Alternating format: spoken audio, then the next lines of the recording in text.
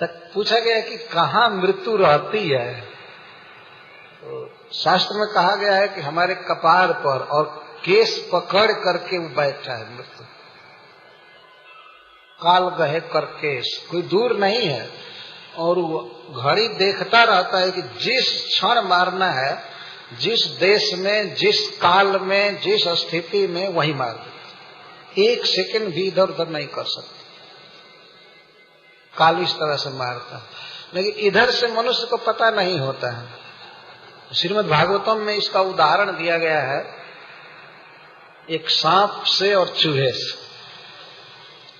मूषिक चूहा अपने काम धंधा में रहता है, अभी सोचता अभी इधर एक घर बना लिया, इधर एक बिल बना लिया, उस बिल में कुछ बोरा अनाज जमा करना है इधर से अनाज जमा करना है, ये करना है। तब तक कुछ बाल बच्चा भी उधर होते रहते हैं, कुछ बाल बच्चा उत्पन्न हो रहे हैं, कुछ घर बना रहे। खास करके वो अनावश्यक घर बनाया करता है। चूहे का मतलब है बिना मतलब के ये फ्लैट खरीदो, वो खरीदो, ये करो वो हमेशा बिल बनाता रहता है। आखिर रहेगा, उसकी लंबाई बहुत नहीं होती है, छोटे से घर में भी रह सकता है, लेकिन घर बनाना और जमा करना, यही उसका मुख्य दो काम। और ये समझ लेना चाहिए, सभी जानते हैं कि चूहे के बनाए हुए घर में सांप रहते हैं।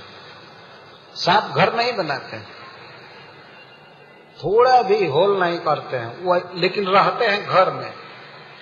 बल्कि वे सांप जिस घर में जाते हैं तो चूहे को खा भी जाते हैं और वहीं रहते हैं। तो चूहा जैसे सांप को नहीं समझ पाता है अपनी मृत्यु को, वो अपने काम धंधा में बिजी रहता है। और कोई पूछे कि यार थोड़ा भगवान के मंदिर में चलिए, तो वो मूषिक महाशय कहते हैं I am very busy I am no time, इस तरह से बोलते रहते हैं। लेकिन जिस दिन सांप भूख से जीभ लपलपाता हुआ पहुंचता है, तो सांप ये विचार नहीं करता है कि मूषिक महाशय का काम पूरा हुआ या नहीं हुआ, इनका मनोरथ अभी सफल हुआ या नहीं हुआ।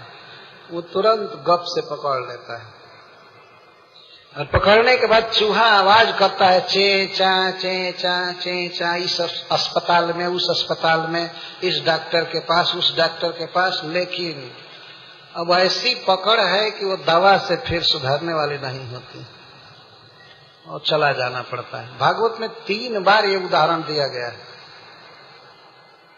ये हम लोगों की दशा है। रो अजामिल अपने बच्चे की लीला देख रहा था, उसकी बात सुन रहा था, खिलाना पिलाना इसी में लगा हुआ था, और तब तक मृत्यु पहुंच गया।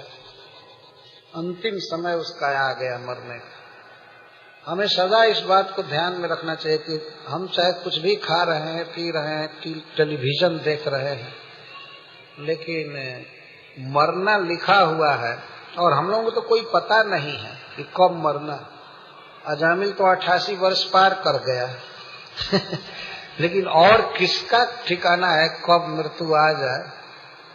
तो बहुत सावधान होना चाहिए, भगवान की भक्ति कर लेनी चाहिए। लेकिन यहाँ अजामिल के लिए सुखदेव गोस्वामी कहते हैं मूढ़, मृत्यु को नहीं समझने वाला, अपने स्वरूप को नहीं जानने वाला, पुत्र में आसक्त, वह मूढ़ है।